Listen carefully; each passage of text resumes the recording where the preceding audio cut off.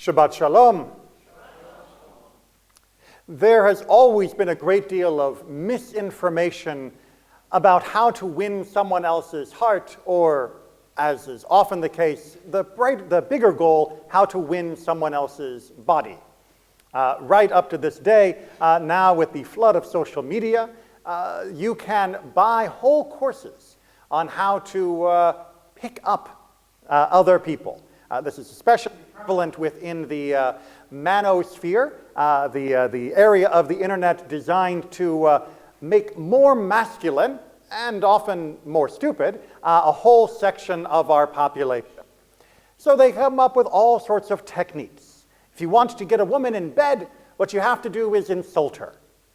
You see, the clever reverse psychology of this is, if you show her that you look down on her, she will then try to win your approval, and that will get her into the position you want.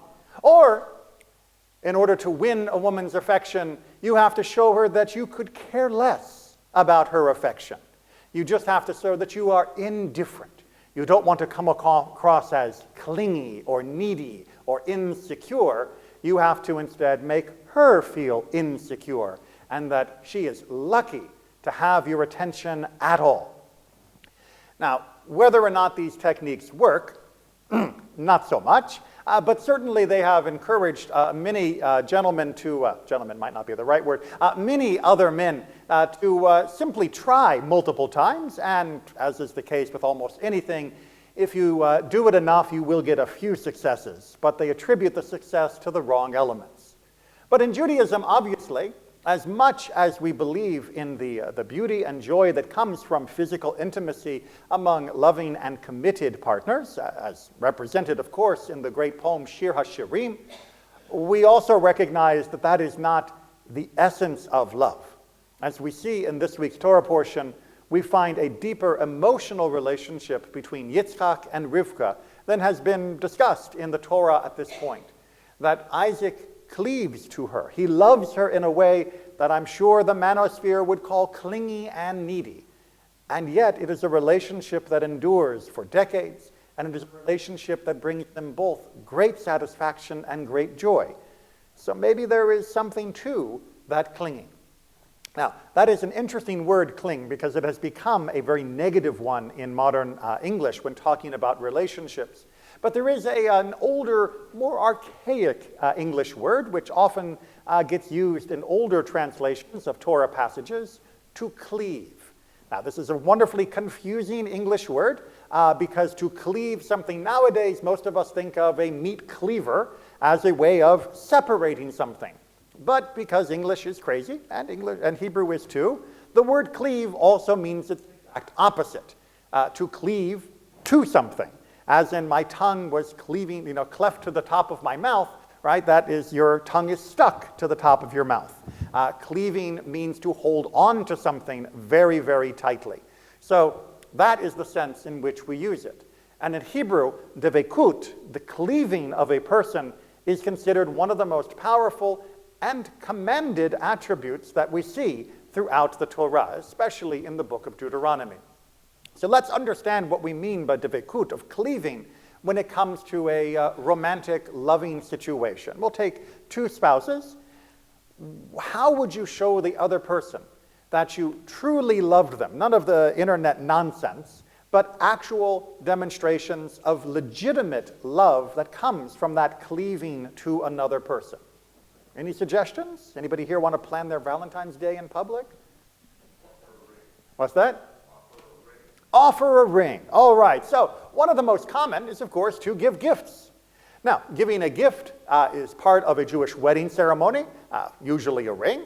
But usually the giving of a gift is there as a symbol of, I love you so much, I am willing to spend this much on you. Ironically, in the wedding ceremony, originally the ring was not a symbol of how much I was willing to spend, it was how much I am capable of spending.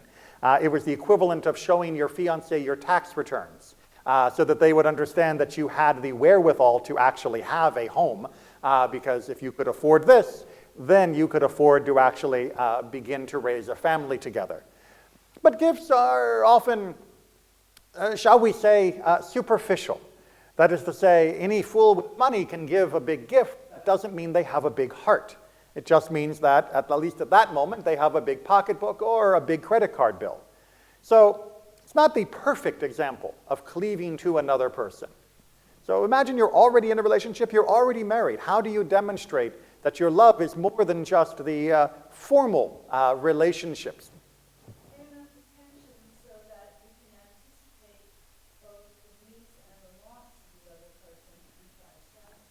Pay enough attention that you can then anticipate the needs and wants of the other person and then try to satisfy them. Right, it's a wonderful summary. First of all, giving attention, giving time, is a much harder currency than giving cash or other presents. After all, we can easily replenish our cash stocks. We can't replenish time that has been spent. Once you have spent an hour with a person, that is an hour you will never get again. It is a finite resource, and therefore when we choose to spend it with another person, we are choosing to give them the most precious gift that we have, unlike anything else that we give. But attention during that time, especially in our modern distracted society, is an even more precious statement. To say, not only am I going to sit with you, I'm actually going to pay attention to you, and not my phone, not the computer, not the TV, not some other distracting thoughts that are constantly bombarding me. It's just you and me, baby, and we are actually going to spend time, and I will hear what you are saying, and then I will process what you are saying. That what you are saying is important because you are revealing something about your inner self, your secret self, that perhaps I am the only one to hear, and even if not, I should be hearing it most because I love you, and therefore I will take that information and I will file it away. Now, why am I doing that? Well, I'm doing that because when we truly cleave to another person, it is not enough to simply say, I love you, I love you, I love you. It has to be matched by actions. But the actions that many people choose to use to show their love are often the actions that either they have learned from something in a movie or poor advice that they've been given by the internet, or just things that they would like someone else to do for them, and so they turn it into a mirror of, well, if I would like this to happen to me, I will do it for you. And while that's not such a terrible starting place, the best way to show love is to actually give the other person what they want because you have paid attention to what they want. And you have paid attention to what they need, especially even if they haven't noticed yet what they need. So let me give you a couple examples. Imagine you have a couple and one of them has waxed lyrical about how much they would like to visit Iceland. What would be the obvious solution here? Let's go to Iceland. All right, let's imagine that you have a couple and one of them is absolutely infatuated with action movies, loves action movies, and a new action movie's coming to the theater. What do? Okay, but now let's throw in the wrinkle. Let's imagine in our Icelandic situation that the other spouse hates the cold, like just cannot stand the cold. The cold shoots through them like daggers, and the thought of going to Iceland literally chills them to the bone. What do? Get a coat. So you're saying you go to Iceland anyway because it's important to the other person. So yes, but depending upon the details of the individual and the relationship, what you might want to do is not only go with a good warm coat, perhaps don't go in February.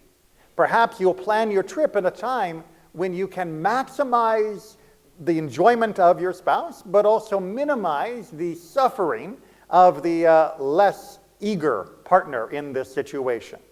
Likewise, for the action movies, there are ways to work out exactly which ones will be seen together and which ones for the other, which ones you'll wait and watch on DVD, and maybe buy a pair of earplugs if you're going to go into a theater with an overtuned sound system. There are ways to accommodate. Because the magical thing about cleaving to another person is not that you are losing yourself in that other person. It is not that you are forfeiting your wants and your needs, but that you are recognizing that in the reciprocity of love, both of you will find your wants and your needs met while also occasionally making compromises and sacrifices so that the other person will be able to have even more of what they want and they need.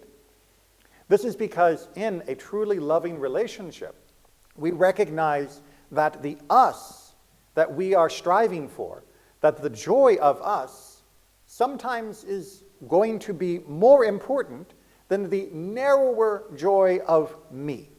And in fact, the joy of me becomes rooted on knowing that we are happy, that there is an intertwining of what we wish and what we hope for, because the needs of the other to whom we cleave become the needs and wants of myself.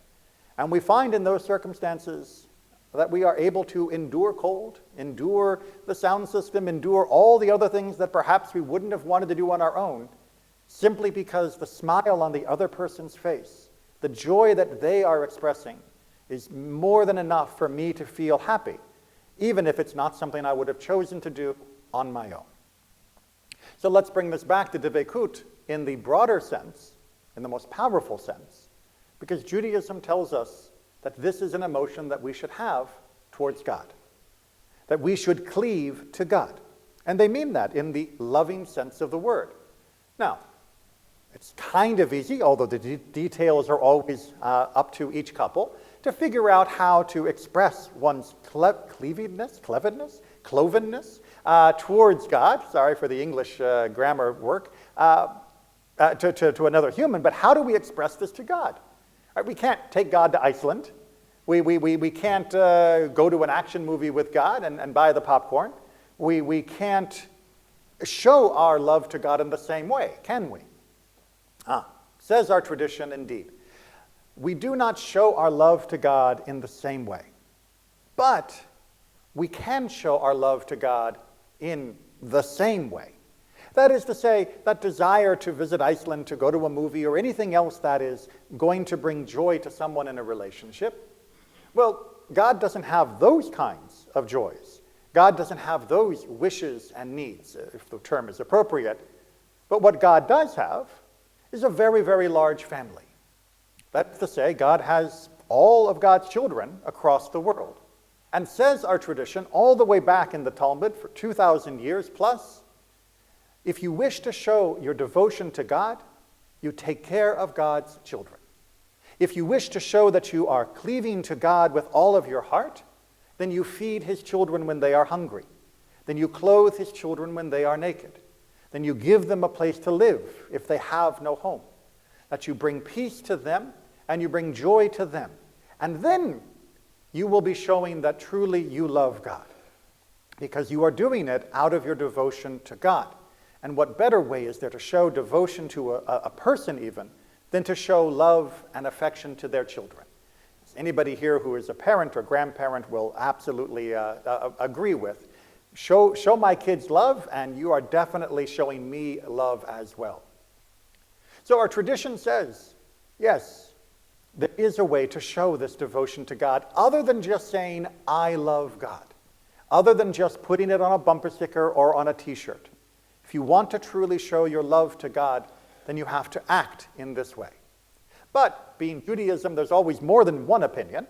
And there's a second opinion which is not contradictory but works in parallel and says, yes, and if you wish to continue to foster that love and show the true depths of that love beyond the actions already described, then you've got to read God's love letters. After all, God loved the world enough that he wrote love letters galore for us to continue to read over and over. And just as you might reread old letters sent to you by someone when you were courting, so too we reread the love letters of God. Now, the first 5 books of those love letters we keep in the Aron. We wrap in the Torah, and they are the letters that God has written to our people, and indeed through the words of them for all of humanity. But don't stop there. We also have the words of the Tanakh, the rest of the Bible, such as we chanted from the Haftarah today, or all the rest of the beautiful text that is there. And on top of that, we have the words of the more oral Torah, the Mishnah, the Talmud, the Midrash, the other insights of our people. These are the love letters that God has left for us, that we should continue to read and not only be inspired and guided in the actions that we've already discussed, but also that we will feel that intimacy, that closeness with God, that ability to hold on to something so tightly that we are willing and eager to read those words of love yet again. I know these aren't exactly things that many of us consider to be a loving act, but if you think back to the most loving relationships any of you have had, whether it be with a spouse, whether it be with a friend, a sibling, a parent, a child, you will recognize the hallmarks are there. That truly, that is how we show love. Much more so than gifts, much more so than simple words. It is how we live in a way that reflects what the other person has asked for, what the other person wants and needs, and how we continue to hold on to the reminders of that relationship, even if they are not always what we might have chosen for ourselves. But the joy that we find through them, that indeed we have chosen for ourselves. Shabbat Shalom, and find that love.